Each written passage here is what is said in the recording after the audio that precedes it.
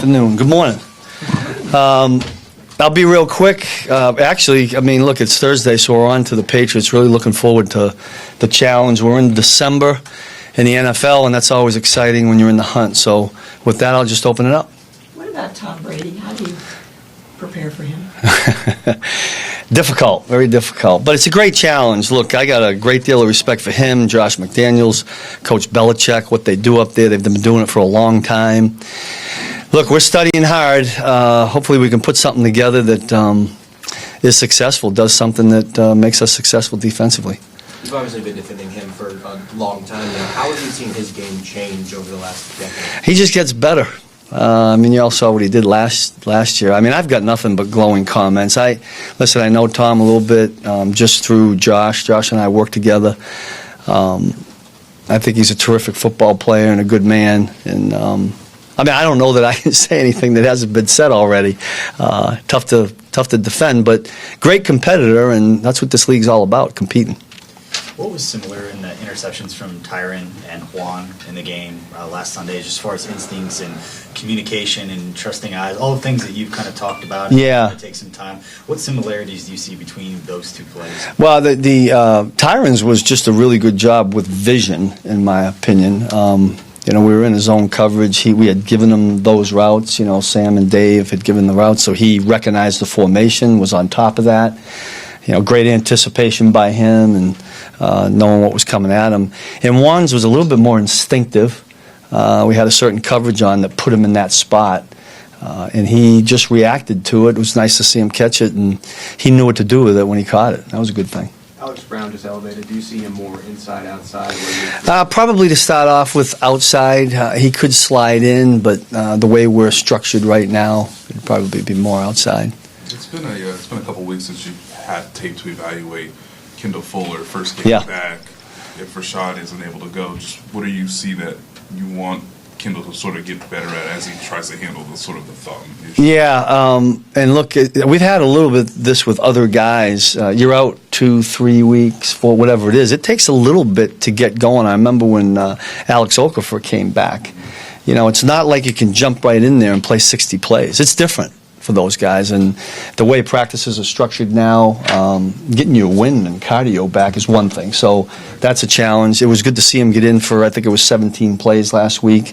We're moving a lot of people around back there, so we're going to try to settle in on who can play where, so we got different packages and he'll be in different spots. How much does it intrigue you having guys like Kendall and Dan Sorensen and even Rashad, if he's able to go, in terms of seeing what the Texans did and having defensive backs on running backs, which is not traditional, but how much does that intrigue you with the possibility of your personnel? Yeah, we got to do a lot of different things. I mean, we don't commit one way or the other to any one thing. Hopefully we'll have enough packages that'll make it difficult for them.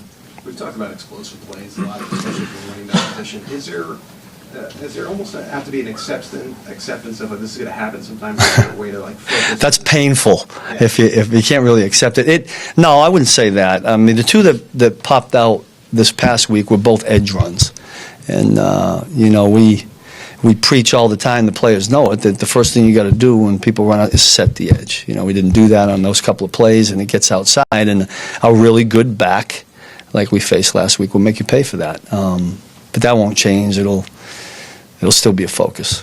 James White is a different challenge, and in the screen game, what he does, just what goes into preparing your guys. Yeah, the first thing is as a defense, look at as coaches, we can be over there and see who's going in as the running back, but the players that are out on the field have to be aware of who that running back is. I mean, that's the first thing. And then we've talked about what each running back does, what they're asked to do, the percentages of what they do, so hopefully that registers. The guys absorb it and they use it on game day. With Brendan on staff now, obviously coming from there, I realize you can't probably go into specific details, but is there an advantage of having a guy that's been around? Yeah, I mean, I've asked Brendan a lot of questions this week, but I've been doing that since the spring.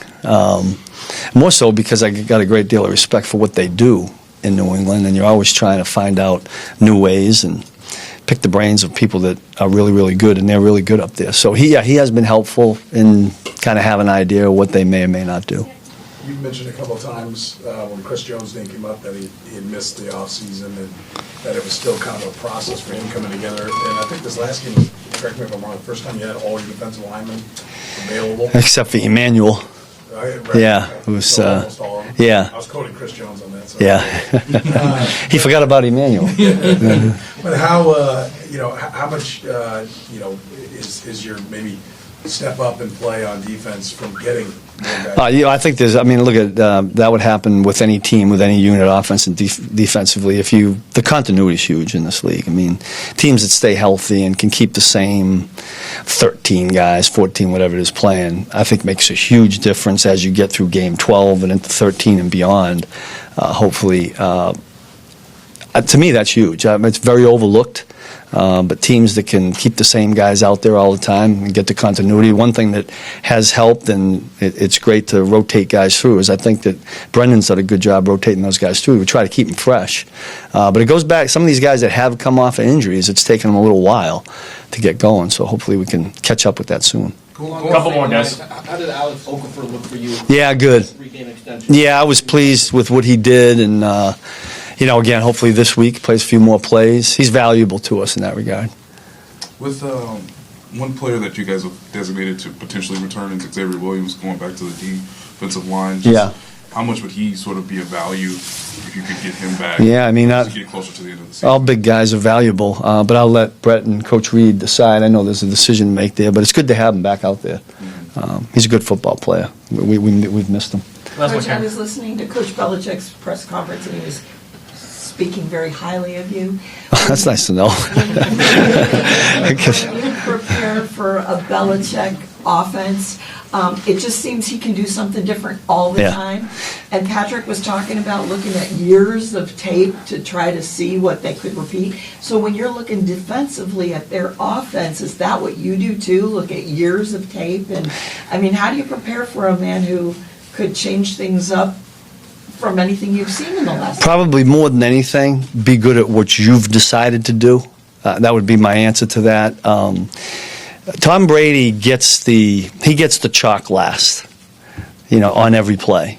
He knows exactly what he's seeing. I mean, you try to do things to make it difficult for him, but he's going to be able to figure it out. He knows how people defend him. We've just got to make sure that whatever it is we decide to do, that we execute what we're doing.